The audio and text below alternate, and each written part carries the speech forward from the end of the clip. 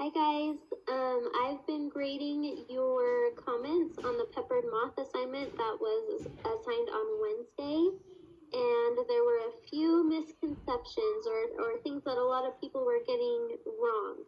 So I want to go through these slides really quick and make sure we all understand what happened here with these peppered moths and how natural selection occurred and how the moths changed over time. So, here we go, natural selection and the not-so-curious case of the peppered moth. So the peppered moths are one of the most commonly used examples of natural selection in biology. And there are two different possible phenotypes or variations of these moths. They can have light wings, like you see on the left, or they can have dark wings, like you see on the right. And the peppered moth environment, they typically hang out on the bark of a light-colored tree. So we've got a light-colored moth here and a dark-colored moth here. So if you look at these and ask the question, which moth is the easiest to see? In this situation, the darker moth is easier to see because its environment is light. So which is most likely to be eaten by predators? The dark moth. So, would you expect to find more light or dark moths in this population? You would probably expect to find more light moths because they're not getting eaten by the birds. They're the ones that are surviving long enough to reproduce and pass on their light-colored genes.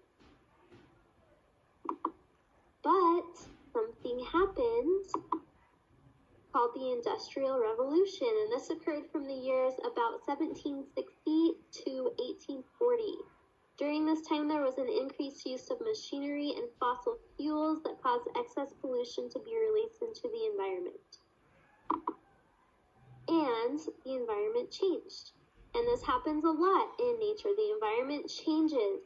And so the pollution being released into the air caused a layer of soot, which is this black material you see here, to build up on the previously white bark of these trees. So the environment changed from being light in color now to being dark in color. So think about how this would affect the moths and the number of moths with specific wing colors in this population. So now that the tree bark is dark, we have 3 moths here. Which moth is the easiest to see? Now it's easier to see the light-colored moths because the background is now dark. Which moth is most likely to be eaten by predators? The light-colored moth. Would you expect to find more light or dark moths in this population? Over time, more of the white moths are going to be eaten, and therefore more of the dark moths are going to survive long enough to reproduce and pass on their dark-winged genes to the next generation. Okay, so now we're seeing a shift from a lot of light-colored moths, and then the environment changed. You're going to see now a lot of dark-colored moths, and that is evolution. That's change in a population over time. So evolution by means of natural selection. Okay, so to tie all of this up, has natural selection occurred in this example? Yes, the population changed over time. Has the most common wing color changed over time? Yes, we went to having mostly white, light-colored wings to mostly dark. And has evolution occurred? Did change over time occur in this example? Yes. So, a couple of things that I saw and that I want you guys to realize is the dark-colored wings came about as a result of a mutation. It was a random mutation, and it just happened to be an advantage once that environment changed. So it's not like the moths could say, oh, our environment is dark now, we need to turn and make our wings dark so we can blend in. That's not how it works. So it's a random mutation that happened to be beneficial to the environment that the moths were in, and therefore those moths were the ones that survived and reproduced and passed on their dark-colored genes or on that trait, and we saw an increase over time. So I hope that makes sense. This is nothing that the moths can think about and do on purpose. It's a random mutation that was a benefit, and over time we saw an increase in dark.